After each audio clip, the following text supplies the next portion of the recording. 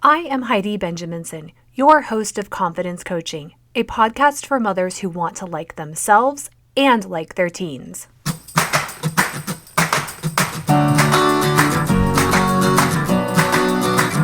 Life isn't a spectator sport. Success comes to those who show up every day with a pocket full of courage, grit, and a little sparkle. I'm glad you're here.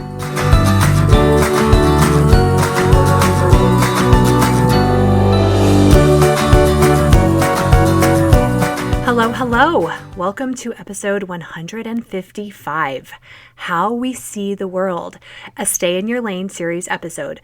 I'm glad you're here. Welcome to listeners who have been here since the beginning. Welcome to new listeners. Last week, we had a special break in this series for an interview with an incredibly influential coach, Corinne Crabtree. If you would like to watch us chat, I uploaded the Zoom video recording to my YouTube channel, and you can add closed captioning or listen to us chat. In it, I hope you hear how she and I discuss how we can influence our teens, not control, but we certainly do have influence, just as I discussed in episode 153. Okay, in episodes 151, 152, and 153, I outlined the framework of how we stay in our lane, what we are responsible for, what other people are responsible for, and the channel of influence that runs between us. Listen to those episodes, and the following several episodes are going to build on this framework. I want to clarify more. Everything in our lane is happening inside our body. It's how we experience the world. It also includes how we act, how we show up, which is in our control. Even if we feel influenced by others or we're responding, our brain, our body is always in control. Okay, everything outside of our body is outside of our lane. These are the circumstances or simple data of the world. There are no emotions in these circumstances. Our emotions, our reactions, how we experience other people is all happening within us. Some automatic, some by choice, and everyone else is experiencing us inside their body, in their lane. So the world is happening outside of us, but we do not see the world as it is. We see the world, other people, events. We see others as we are, because we are seeing through the lens of our eyes and our brain. The lens on our brain tells our eyes what to see, what to pay attention to, what to filter out as not important. This is why we can all be at the same event. We can all hear the same words another person says, and we hear something different. We feel different in the experience, and then we remember different things, because each of our lanes are different. Several years ago, we purchased a black Jeep Cherokee. I had never paid attention to that car on the street. We had never owned a Jeep. Suddenly, I saw black Jeep Cherokees everywhere. I thought, oh my goodness, this is a popular car. My lens of the world and cars changed, but y'all, the percentage of cars, colors, and types hadn't changed. I changed. We've all experienced putting on glasses with different lenses, or looking out a kaleidoscope and shifting the lenses or shifting the kaleidoscope, and what we are looking at maybe comes into focus or may shift forms and look completely different. So why and how does this happen? How can we walk into a room and say, hey, so nice to meet you, to 5 different people, and each will say something different to us? Or we can see 3 different doctors, tell them all the same symptoms, show them the same broken ankle, and all 3 have different opinions about the same ankle.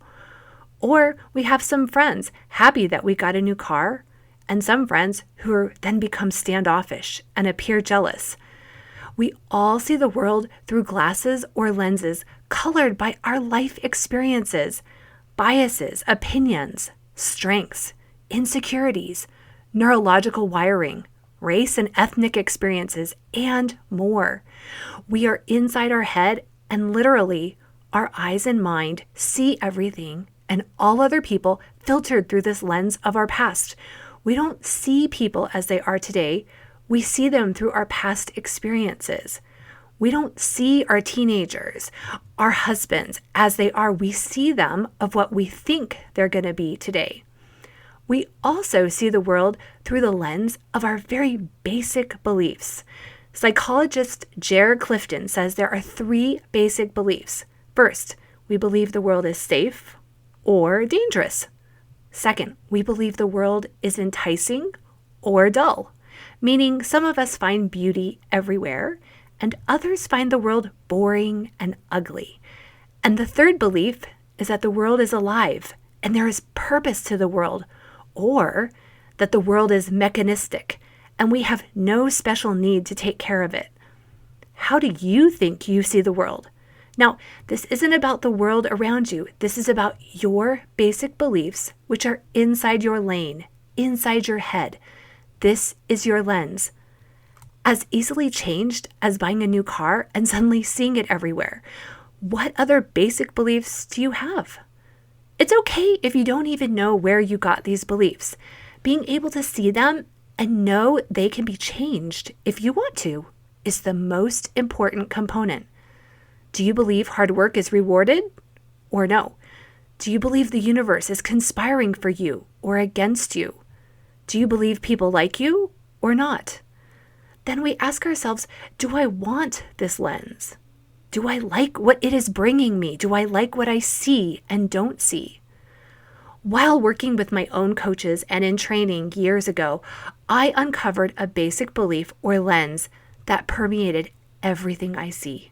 The lens that I am right.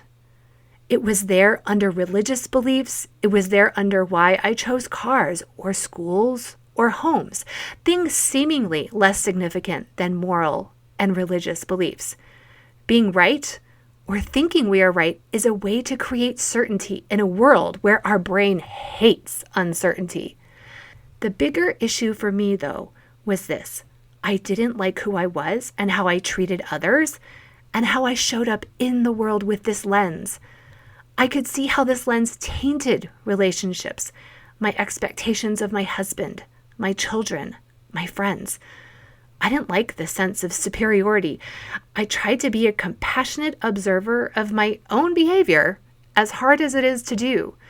I then embarked on strategies to change this lens. I started finding ways that other people, faiths, political stands, everything, ways that they are also right. I found, quote, rightness in so many areas by taking off the lens or blinders of thinking that I am right. I like who I am and how I treat others more now as I shift this lens.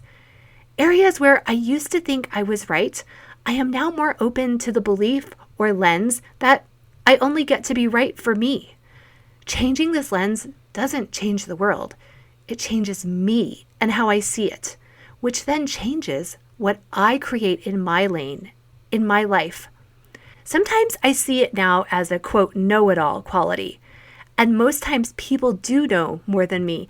The danger of knowing it all is what psychologists call belief bias. We filter our information that could prove that we aren't right, and we only see data proving, again, that we are right. Here is an example of another lens and how it was shifted for me. 3 years ago, my family went on a trip to the Middle East for 2 weeks at Christmas to visit family. So it was 2020, 19 years after the terrorist attacks on 9/11. So for the past 19 years, my brain had been fed images of people who caused great harm, and I've been unconsciously impressed, as we all are, by how these terrorists dressed and such. I do not consider myself a racist or a xenophobic person. We have traveled quite a bit. I thought my default was to enjoy differences. When we arrived where we were going, which was a Muslim country, I was surprised at some automatic defensive feelings I had in my body. I was aware of being able to stop, sense the feelings, be aware of them, track what inside of me might be reacting, and just get curious. Where was I sensing danger and why? I was curious because this isn't how I consciously thought I was, but my lens of my life experiences had been altered over the 19 years to perceive a threat unconsciously by the way people dress. I was logically aware this is not who I want to be, but also aware that my body and brain are perceiving and reacting automatically in ways that I wasn't necessarily aware of in the moment. Over the next 2 weeks, we were able to experience a few Muslim countries, and my sister-in-law pointed out to me in many situations to notice how many of the men were the ones caring for the children, how in this country people were incredibly kind, very happy. Everywhere we went, people again were kind, smiling, helpful, so respectful of us celebrating our own Christian religion. We could see their family values in action. It was notable and a contrast from some of the common American experiences. So my lens changed from this 2-week travel because I had experienced new data to alter my opinions from what the news and 19 years of media had given me. The first week we returned home from our trip, I ran into a man I knew, and upon asking about the trip, he made a flippant comment about Muslim people, a rude comment that I don't want to repeat, and honestly, I don't remember all of it. What I do remember is how defensive I suddenly felt for the people that we had just experienced. I had spent 2 weeks seeing how more alike I am to them, seeing their wonderful qualities, and I didn't appreciate this person's comment. And I think I quickly told him and then moved on. My lens changed. My lens creating subconscious awareness of a potential threat was created by images and my life experiences to that point.